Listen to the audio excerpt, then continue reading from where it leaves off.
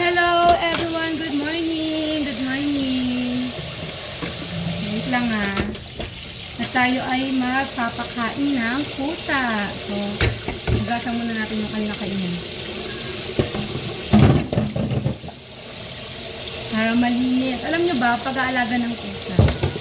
Ay, sorry madilim pa yung kasura yung ilaw dito, pero mamaya liliwanag din. At pag-aalaga ng pusa, dapat laging malinis yung kanilang mga kainan. Kasi nabasa ko sa internet pero siguro kahit naman sa tao. Pag laging madumi talaga yung mga kainan, tsaka inumin na ng pusa, mas lapitin sila ng mga sakit. So dapat, pag mag-aalaga ka ng pusa, dapat maging responsable ka. Hindi lang yung parang pakain ka lang ng pakain, ganun. Dapat malinis din yung kanilang kainan. So, ngayon, kaya ako nag-vlog. Kasi meron tayong nasagutin. Dun sa aking update kagabi, ay aking live kagabi. Wait lang. Yung aking vlog kagabi, may nag-comment kung hindi na raw ako Marcos loyalist. Kasi nga, di ba, mag-stop na ako ng vlogging, ng live, ng political. Kaya may nagtanong, wait lang. Babasahin ko kasi yung nagtanong. Hindi din, kailangan ko ng ilaw dito para para makita nyo pa rin ang aking kagandahan. Diba? Kahit na tayo ay nako. Wait, kalma lang. Miyaw ka ng miyaw Ayan. Mukha na tayo haggard. Aga-aga pa lang. Anyway. So, ayun na nga. May nag-comment sa atin. Sabi sa atin. Ay, nako. Sabi sa aking video kagabi is sino ba nagsabi na?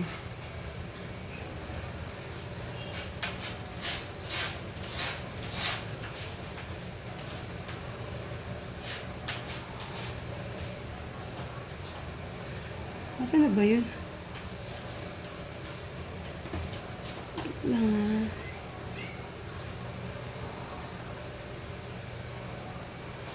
Wait! Ay, tayo sa ating channel. Hoy, may ads. So, ayun guys, mayroon tayong mga ads. So, wag nyo pong skip yung ads kasi yung ads, yan po ang dahilan kung bakit tayo sumasahod. Pero skip ko na muna yan kasi magabasa tayo ng comment. So, meron dito nag-comment. Sabi dito, wait, mamaya na ibang nag-comment. Guys, binabasa ko lahat ng comments. Minsan hindi lang ako nagsasagot, pero binabasa ko talaga yan. Ayan nga, may nag-comment to. Si Linda Dia. Sabi niya, bye, ganda ng filter. Ang palaya yarn. Grabe naman. Pero ito yung ating sasagutin. Sabi niya dito, wait lang Hello po, Mami Peng here. Tama, okay. I feel you, Mami Peng. Mas dumalas ang ads. Oy, salamat naman. Dumalas yung ating ads. Sabi dito, Mami Peng, politics man, Namatay si IM. Oo, namatay na po si IM Shanwin. Nakakalungkot nga. Ingat lagi, Mami Peng. Support pa din kami sa'yo. Salamat sa lahat na magpo-support pa din sa akin. No? Puting buhok, kita na. Grabe. Ay, hindi. Kala ko puting buhok. Shadow lang ba? Uy, may ads na naman, oh. Ano ba yan? Daming ads. Ito. Sabi ni Victoria, Victoria Yarte. Sabi ni Victoria Yarte, hindi ka na loyalist, Mami Peng. Sabi niya ganyan. Sabi ko, nag-comment ako, sabi ko, sasagutin ko to sa aking next vlog. So, ayun na nga. So, sa mga nagtatanong po na kung hindi na ako loyalist, ito po yung sagot. Diba? Hindi ba kayong mga viewers, hindi naman kayo vlogger, diba? Ang pangit talaga ng kulay ng mukha ko dito. Anyway, kayong mga viewers, hindi naman kayo vlogger. Diba? And most of our viewer, loyalist ng Marcos. Tama? Teka nga, lakasan ko isang ilaw. Pusa ko isang ilaw dun para medyo Ito pala yung susi ng bahay. Kayo talaga mga pusa kayo. Wait lang Saan sa ilaw? Yan, para medyo maliwanag ang buhay natin. Ang dilim eh. Sabihin na naman, filter yan, filter yan. Wait lang. Sabi ng pusa ko, dal-dal neto, pakainin mo na kami. So, halos karamihan ng ating mga viewers, maliban sa mga, actually, kahit nga mga basher ko eh. Kahit nga mga basher ko, kinukonsider nila yung kanilang sarili as Marcos loyalists eh. Diba? Nagkataon lang kasi na kaya ako may mga basher. Kasi ayaw sa akin ng mga viewers na yon. Kasi raw, bastos daw ako, ganyan. Tapos, sabi nila, ako raw, palaaway. Inaaway ko daw sila, ganyan. Kaya ayaw nila sa akin. Pero, kahit yung viewers ko, karamihan sa kanila, they consider their self as Marcos loyalists. O guys, hindi ako English speaking nga. Nagtatrying hard lang ako, kaya pagpasensyaan nyo na kung mali-mali Ngayon, alam nyo, papaliwanag ko lang sa inyo. Ang pagiging Marcos loyalist ay nasa puso yan. Diba? Kasi, yung mga Marcos loyalist, hindi naman yan nung 2016 lang. Bears, di ba? Alam niyo, sa totoo lang, naiilang talaga ako sa akin kasi nakikita ko talaga siya may mga hibla na ako ng puting buhok. Medyo naiilang-ilang na ako sa aking buhok. Anyway, so yun na nga. Okay, after natin dry food and then wet food, paghahaluin natin yan. Para naman yung ating mga cats ay gaganahan. So guys, pag hindi kayo nag-skip ng ads, isa kayo sa tumutulong sa akin para pakainin ng mga pusa ko. Kasi yung mga pusa ko, ang pagkain nila, yung sinasahod ko sa YouTube. Kaya pag huminto ako ng pagbablog, mahihirapan ako saan ako mapapakain ng pusa ko. Okay, tuloy tayo sa ating kwento. So, ang pagiging Marcos loyalist, nasa puso yan. Yung mga Marcos loyalist, guys, kasi yung iba sa atin dito, nalilito yung mga yan eh. Hindi naman, ang Marcos loyalist, hindi naman yan sumibol lang kay PBBM, kay Aimee. Ang Marcos loyalist, sa mga magulang nila yan. Diba? Nagsimula ang mga Marcos loyalist sa mga magulang nila PBBM. So, nung bang umalis ang mga Marcos sa Pilipinas, wala na bang Marcos loyalist? Hindi, di ba meron pa din? Actually, yung mga Marcos loyalist ka, nagsalin lahi na eh, kagaya namin. Mga nanay namin, loyalist, mga lolo namin. So, nadamay kami, nahawa kami, pinamana sa amin yung pagiging loyalista. So, yung tanong na hindi na ako loyalist, syempre, mawawala pa ba yung pagiging Marcos loyalist kaila Apo Lakay at kaila First Lady Imelda Marcos? Hindi na yun mawawala. Forever na yun, kakamatayan na yun ng mga loyalists. No? Yung ginawa ni Apo Lakay, Senior at ni First Lady Imelda Marcos, hindi na yun mawawala sa puso ng mga Pilipinong nagsasabi na I am a Marcos loyalist. Hindi na yun mawawala. Forever na yun. Ngayon ang tanong, Mami Peng, hindi ka na magbablog, di mo na suportahan si PBBM. Alam nyo guys, tayo mga Pilipino, no? Yung totoo naman, kailangan nating suportahan ng ating Pangulo, ang ating gobyerno. Kasi bakit? Kasi di ba gobyerno ng Pilipinas? So, yung gobyerno ng Pilipinas, nagkatrabaho yan para sa mga Pilipino. So, kung hindi natin susuportahan ang gobyerno natin, paano na yung ating gobyerno? So, sa bandaling salita, sa taas kaya kayo kumain. Dito nga kayo kumain. Para nakakapag-vlog pa rin ako kahit kumakain kayo. Yan, para-paraan lang. Tapos napapakain sa taas. Diba yan? Okay. Ay, teka lang. Guys, sorry kasi wala akong mga gamit sa Kaya ngayon, sa totoo lang, bibili ako ng mga unti-untiin ko. Bibili ako ng mga gamit sa pagbablog para maayos yung aking vlogging, eme-eme. Guys, huwag niyo ako ibaba siya. Sabi niyo, taba-taba naman ni Mami Peng. Yan, di ba? Wait lang guys, Guys, don't bash me.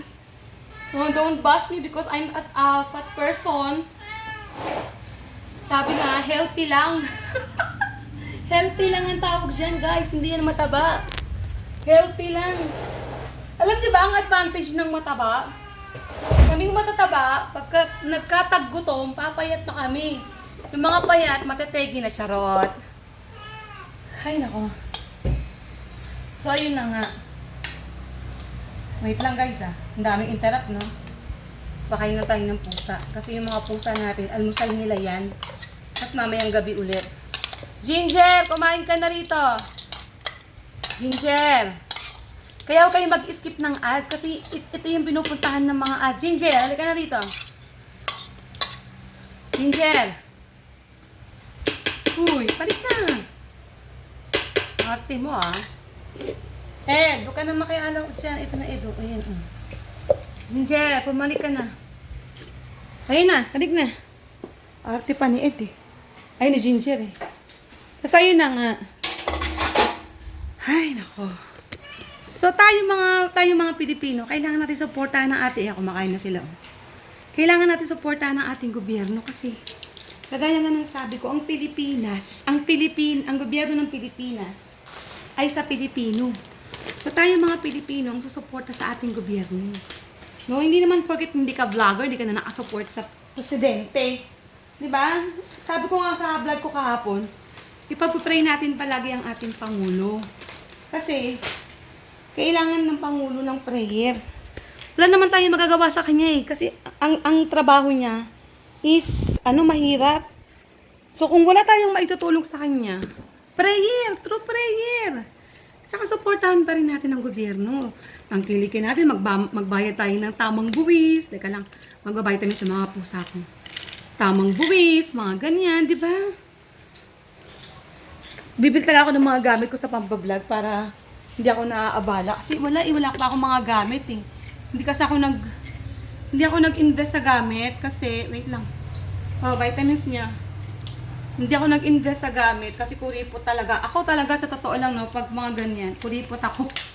Galante ako sa pagkain. Ay, nako. Sabi na naman ng mga base ko, ano ba yan? Ang dami-dami mo mga interruption. Ganyan, ganun. Hindi, guys, so gano'n na nga. Ay, alam nyo guys, forever akong Marcos loyalist. Sabi ko nga, Marcos noon, Marcos ngayon, Marcos pa rin. Kung halimbawa, si Sandro na yung tatakbong presidente, o di lalabas tayo ulit. Susupport ulit tayo kay Sandro. Ngayon, si PBBM, hanggat tama ang ginagawa ni PBBM, nakasupport tayo sa kanya. Forever yan. Mawawala lang ang support natin kay PBBM kapag mali na yung ginagawa niya. Pero hanggat tama ang kanyang ginagawa, susuportahan natin si PBBM. Tsaka alam nyo ba, guys, no? Ako, disappointed ako sa PCO. Totoo yan. Kasi kahit maraming mag-bash na, walang obligasyon, hindi ka dapat humihingi ng tulong sa PCO. No. Marami kayong hindi alam sa likod ng aming mga usapan. For me, maninindigan ako na obligasyon ako ng PCO. So, kung ano man yung naging laban ko, legally, dapat sinuportahan nila ako. Kasi hindi naman ako tumanggap ng monthly sa PCO. As far as I am concerned, tumutulong ako sa PCO nang walang bayad. No, tumutulong ako sa PCO nang hindi ako nag-aantay ng kahit na 5 bayad. So, yung PCO ngayon, kasi bago na sila eh, 'di ba? So, yung PCO dati, yung mga staff dati ng PCO, meron kaming contact sa kanila. So, lahat ng laban namin, alam nila. No? So, meron kami mga private na mga transaksyon. Meron kami mga private na usapan. Isa sa usapan namin, sasabihin ko to ha, sa inyo ha, isa sa usapan namin ng mga dating mga staff ng PCO na wala na mga ata ngayon, ewan ko lang kung wala na ngayon, ang usapan namin, hindi ako nag-a-ask ng money for monthly Chubanes. Wala akong ganun. No? Kasi ako, paninindigan ng laban ko eh. Ang laban ko is supportahan si BBM kasi Marcos loyalist ako. Sasasabi ko lang sa kanila, since kami ay nakikipagbardagulan, di ba? Dati kalaban natin si Maharlika, sila Pebble, sila Madam Ellie. Dati mga kalaban natin sila. Di ba? Mula nung election, kakampi natin sila. After ng election, naging kalaban natin sila kasi mga disappointed sila. After nun, si Pebbles bumalik, naging kakampi na ulit ngayon. Pero before, naging kalaban natin sila.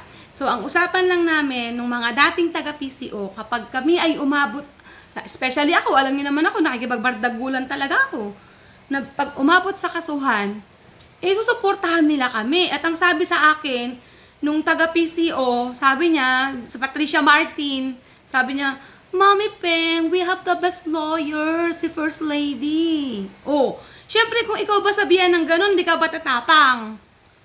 Di ba? Kaya yung tapang ko, maximum level. Di ba? Nakipagbardagulan tayo to the maximum level. Ang ending, binabayaan ako. Oh, so, nung nakasuhan na ako, pinabayaan na ako. Hindi na ako tinulungan. So, hanggang sa nagpalit na ng mga tao yung PCO, so, yung pumalit na PCO, pinabayaan na rin ako. Pero yung mga ibang staff ng PCO before, nandun pa rin naman. Pero pinabayaan na nila ako. Oh, eto, good news sa inyo lahat. Oh, pinabayaan ako ng PCO, nakasuhan ako, na-libel ako. Diba? Pero hindi ako galit kay PBBM. At hindi ako magiging anti-PBBM. Kasi katwiran ko sa sarili ko, hindi naman ako nandito para sa hindi naman ako nandito para sa kapakinabangan. Nandito ako para suportahan si PBBM. So, pinabayaan man ako. Nadungisan man ang aking pangalan. Dahil sa pagkatanggol ko kay PBBM, wala akong pagsisisi. Kino-consider ko na lang na yung nangyari sa akin, yan kasi ang tapang mo. Yan kasi ang tigas ng ulo mo. Yan kasi ang bastos mo. Yan kasi palamura ka. So, ganun na lang. Sabi ko nga, sa lahat ng gagawin natin sa buhay, meron tayong consequence. So, yung mga nangyari sa akin, consider it as consequence ng ginawa ko na pakikipagbardagulan. So, tatanggapin ko yung consequence na yon. And, pag tinanggap mo yung consequence, hindi pwedeng tinanggap mo lang yung consequence tapos back to normal, hindi. Kailangan mag-mature ka o kaya matuto ka sa lesson na nangyari sa buhay mo. O, Mami Peng, ang ending, lahat ng kausap mo, may nangako sa'yo sa gabinete ng Pangulo or sa staff ng Pangulo, wag ka nang maniwala. Kasi sa dulo, nga. Diba? Sa dulo nga. Kung anong maging problema mo sa buhay mo, ikaw at yung mga totoong tao na nakapaligid sa'yo, yun ang tutulong sa'yo. Pero yung mga, yan, sa PCO, wala silang pakialam sa'yo. Bakit? Sila ba yung makukulong? Hindi naman, ikaw naman. So, pakialam nila sa'yo. So, nakakalungkot lang.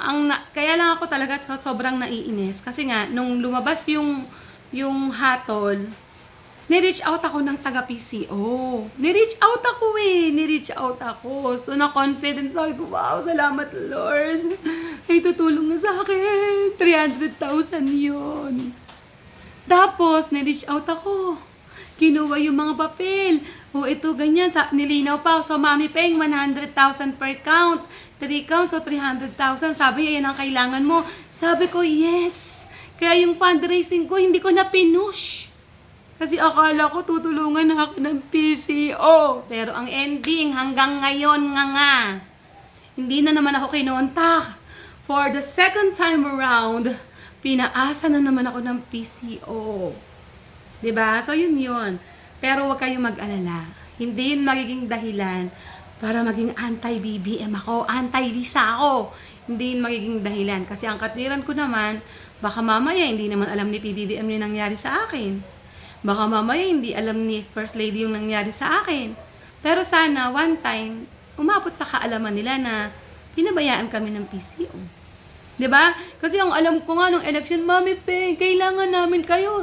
Sabi nga ni P, tawag nila kay PBBM P nung mga kausap namin Sabi nga ni P, supportahan namin yung mga vloggers Sabi nga ni P, bakit wala akong vloggers? Sabi nga ni P, pag wala kayo sa event, bakit wala sila ganito? So, ganun yung istorya ng kwento namin. So, meron kaming transaksyon sa mga dating staff ng PCO. So, yung nagkasabi na, ba't ka umaasa sa PCO? Kasi obligasyon nila ako. Hindi ako makikipagbardagulan kung alam kong walang nasa likod ko. Ang akala ko, nakasandal ako sa pader. Yung pala yung pader, sinandalan ko.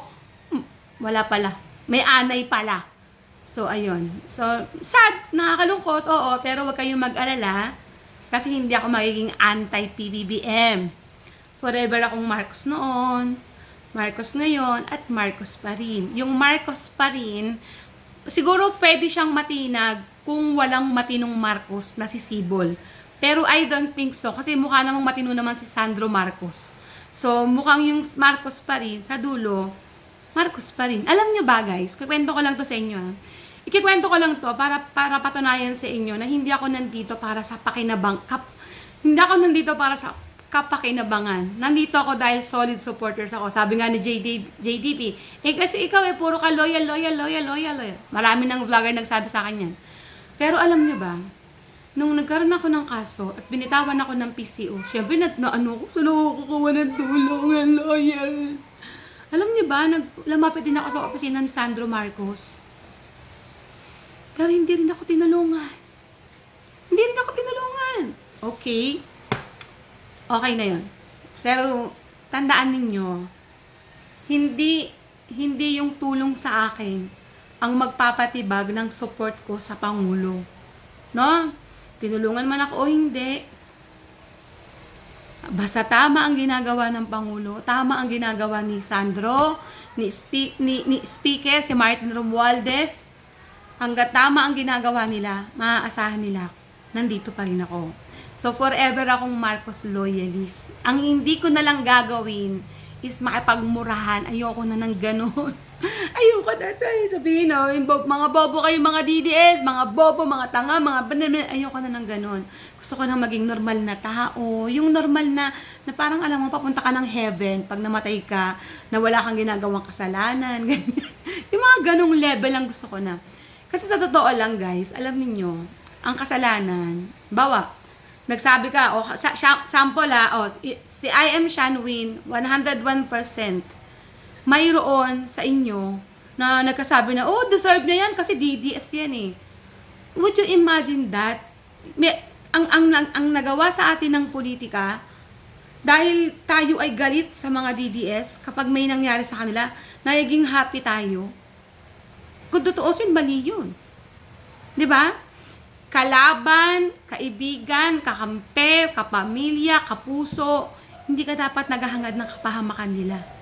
Kasi lahat ng sinasabi mong kapahamakan, pabalik yan sa'yo.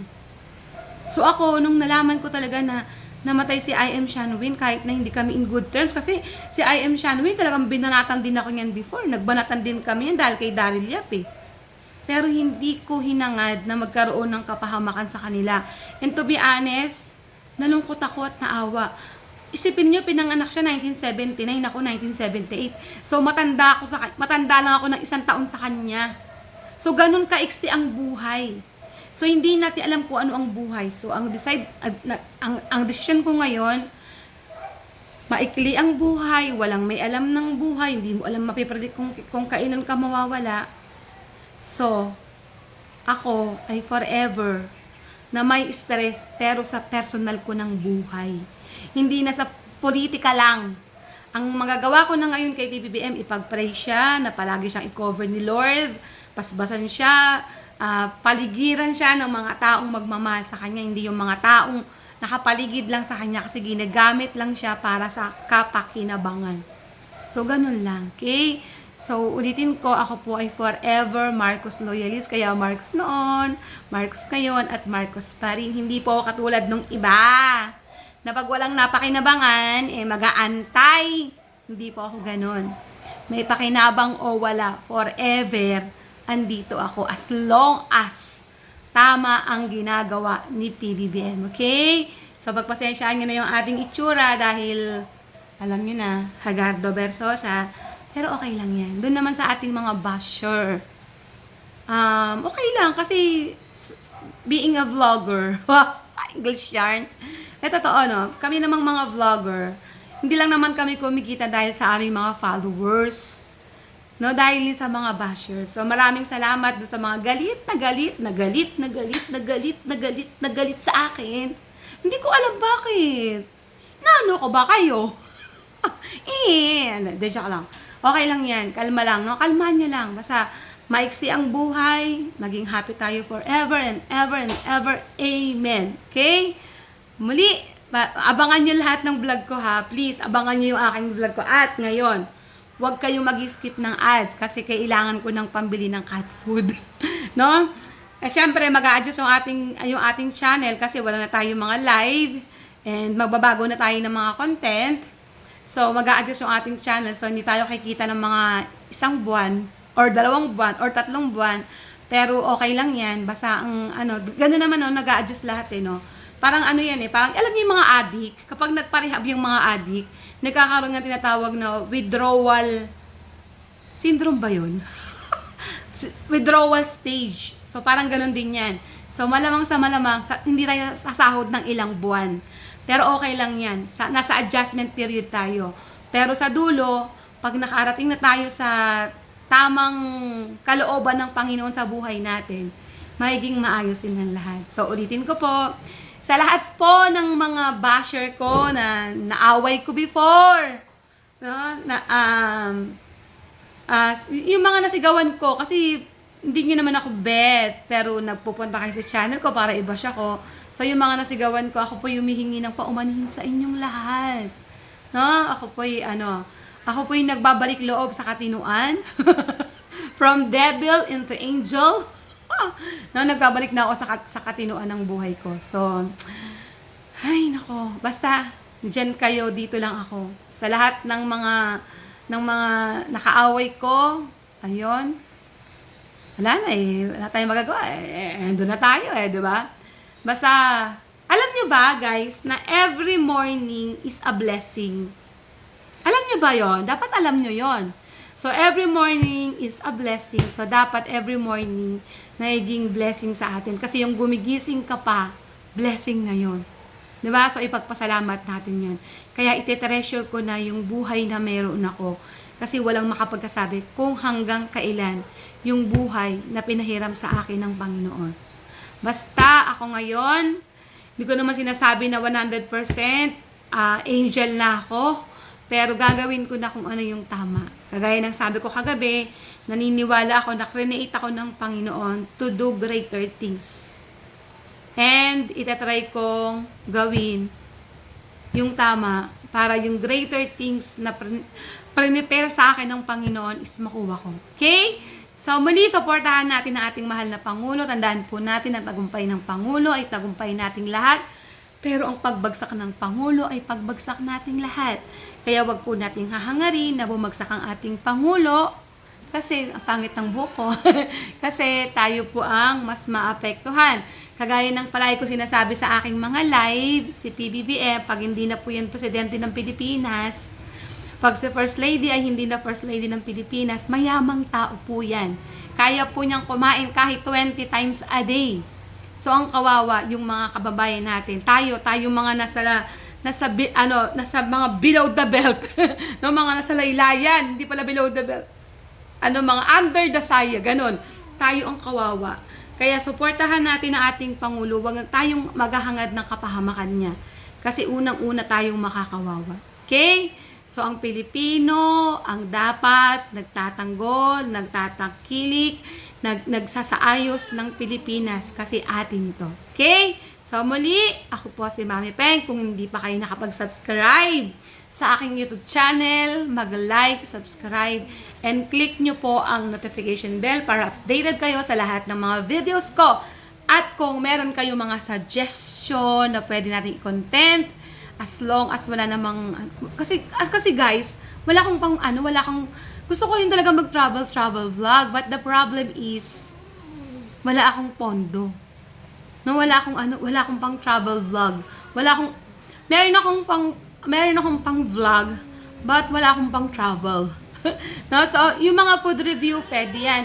Mami Peng, food review ka ng lechon. Mahal ng lechon no? Mami Peng, ganito, ganyan. Mga ganon. So, mag-comment kayo sa baba, binabasa ko yan. Sometimes, hindi ako nagre-reply, pero promise, nababasa ko yan. Pero pag kaya kong mag-reply, magre-reply ako. Okay? Kanina, naghatid ako kay Iza. So, dapat i-vlog ko yun. But the problem is, wala akong patungan ng cellphone. So, hindi ko kaya mag-vlog habang nagde-drive ng e-bike.